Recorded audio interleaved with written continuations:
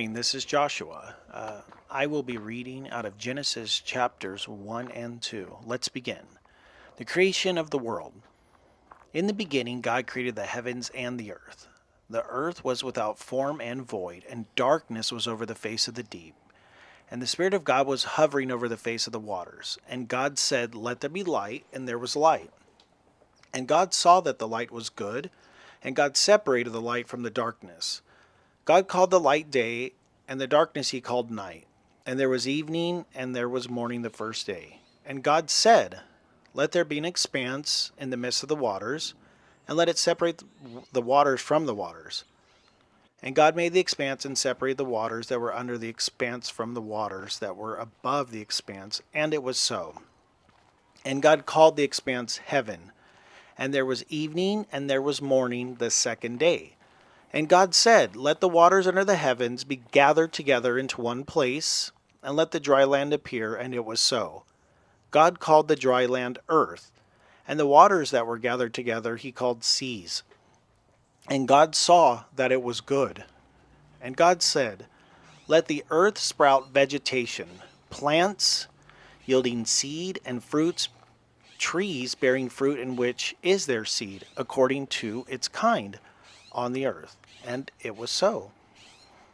The earth brought forth vegetation, plants yielding seed according to their own kinds, and trees bearing fruit in which is their seed, each according to its kind. And God saw that it was good. And there was evening, and there was morning the third day. And God said, "Let there be lights in the expanse of the heavens to separate the day from the night, and let them be for signs and for seasons, and for days and years, and let them be lights in the expanse of the heavens to give light upon the earth." And it was so. And God made the two great lights, the great light to rule the day, and the lesser light to rule the night, and the stars.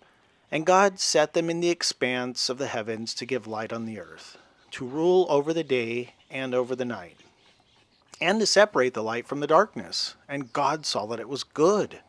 And there was evening, and there was morning the fourth day. And God said, "Let the waters swarm with swarms of living creatures, and let birds fly above the earth across the expanse of the heavens." So God created the great sea creatures, and every living creature that moves, with which the waters swarm, according to their kinds, and every winged bird according to its kind. And God saw that it was good. And God blessed them, saying, "Be fruitful and multiply, and fill the waters in the seas, and let birds multiply on the earth."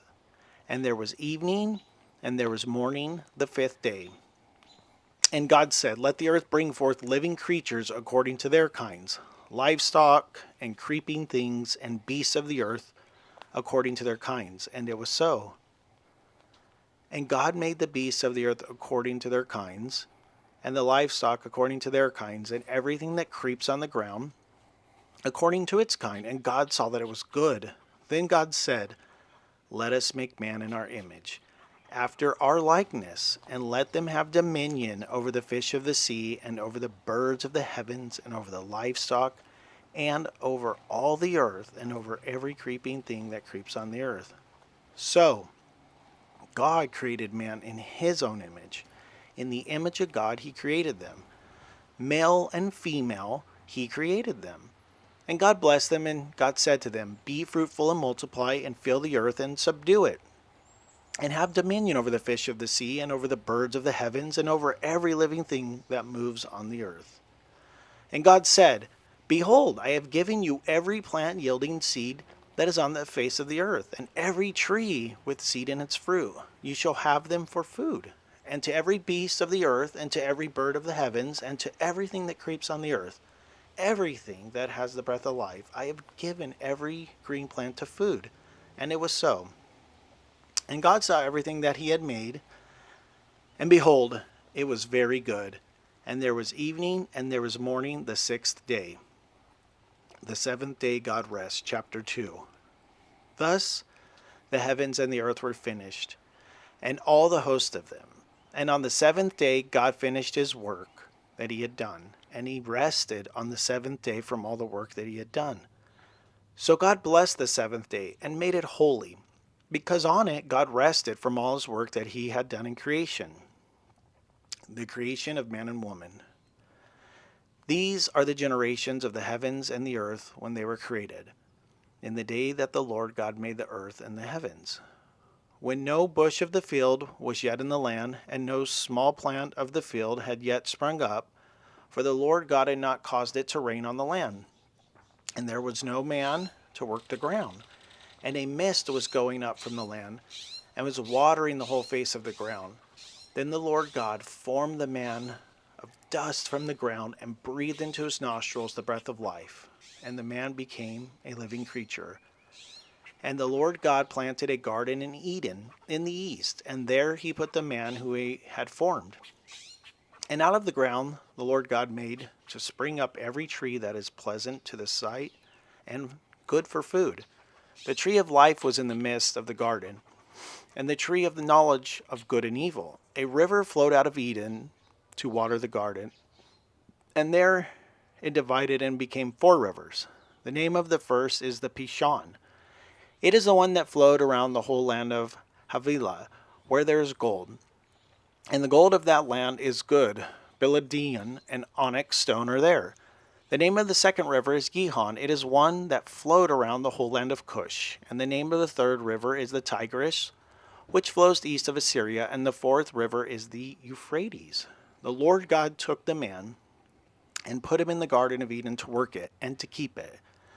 And the Lord God commanded the man, saying, You may surely eat of every tree of the garden, but of the tree of the knowledge of good and evil you shall not eat. For in the day that you eat of it you shall surely die. Then the Lord God said, It is not good that man should be alone. I will make him a helper fit for him. Now out of the ground the Lord God had formed every beast of the field, every bird of the heavens, and brought them to the man to see what he would call them. And whatever the man called every living creature, that was its name. The man gave names to all the livestock, and to the birds of the heavens, and to every beast of the field. But for Adam there was not found a helper fit for him. So the Lord God caused a deep sleep to fall upon the man, and while he slept, took one of his ribs, and closed up its place with flesh. And the rib that the Lord God had taken from the man he made into a woman, and brought her to the man. Then the man said, This is at last bone of my bones, and flesh of my flesh. She shall be called woman, because she was taken out of man. Therefore a man shall leave his father and his mother, and hold fast to his wife, and they shall become one flesh. And the woman and his wife were both naked, and were not ashamed.